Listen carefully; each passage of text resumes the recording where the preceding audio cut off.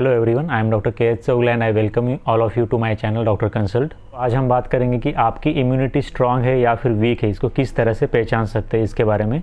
तो सबसे पहली बात, हम इसके अंदर कुछ 6 पॉइंट्स को डिस्कस करेंगे जिसके वजह से जिसको कंसिडर करने के बाद आप पहचान पाओगे कि आपकी इम्यूनिटी स्ट्रांग है या फिर वीक है। तो अब हम डिस्कस करेंगे वीक इम्यूनिटी के जो लक्षण होते हैं उनके बारे में।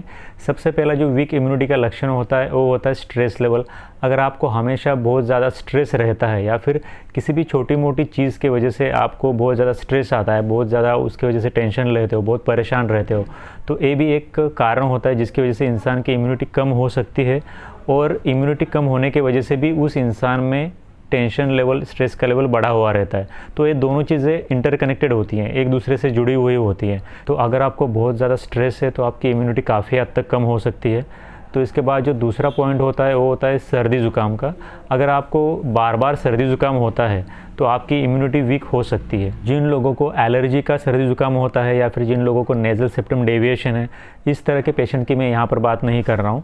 जो बाकी लोग हैं और जिनको इस तरह की कोई प्रॉब्लम नहीं है, फिर भी जिन लोगों को बार बार सर्दी ज़ुकाम होता है, तो उन लोगों में इम्यूनिटी कम होती है या फिर कम हो सकती है।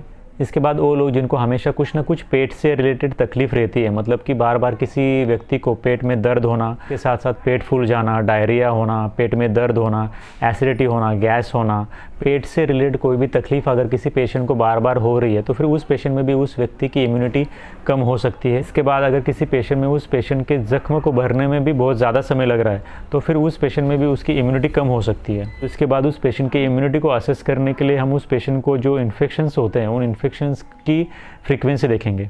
अगर किसी पेशेंट में 1 साल में 4 से ज़्यादा बार कान का इन्फेक्शन या फिर ईयर इन्फेक्शन होता है तो फिर उस पेशेंट में इम्यूनिटी कम होती है।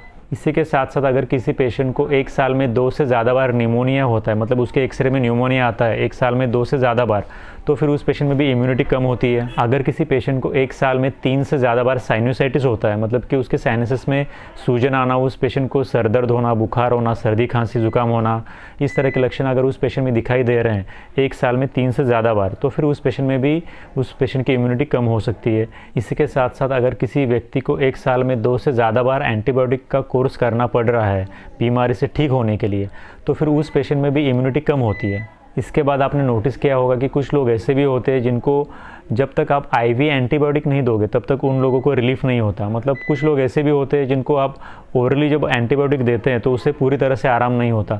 उन लोगों को साल में कम से कम 1 बार तो आईवी एंटीबायोटिक देना ही पड़ता है।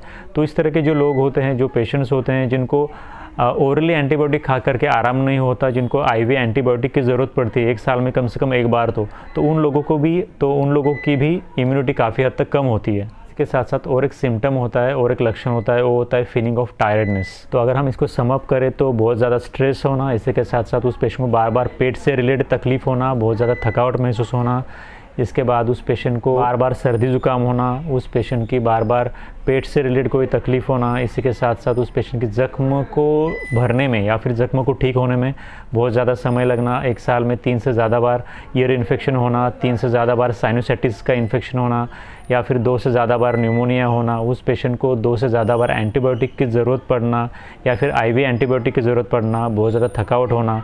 तो ये कुछ पर्टिकुलर लक्षण हैं जिनको देख करके हम उस पेशेंट के इम्यूनिटी के बारे में असेस कर सकते हैं, या फिर हम इन सब लक्षणों को देख करके उस पेशेंट की इम्यूनिटी कम है ऐसा कह सकते हैं। So this was in the short about the signs of weak immunity. If you have any doubts you can ask me in the comment section, and like this video if you have got any knowledge, and subscribe to our channel if you have not subscribed yet. And thank you for watching this video till the end. In the next video we will talk about the signs of strong immunity. Thank you for watching.